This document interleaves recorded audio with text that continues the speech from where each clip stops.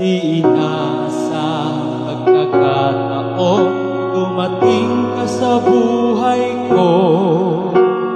Di ko akalaing magkakasundo tayo. Sa Ama'y pinagpanata kita, sinambit ang pangalan mo sa Kanya, at sinabi ko, mahal kita, wala nang alinlangan pa.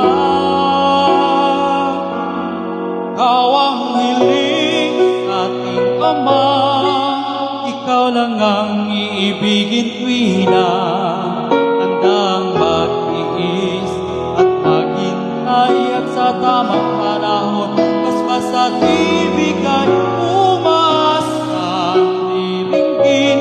Ikaw at ako'y pagbubukluri, tayong dalawa sa harap ng Amang magiging isa.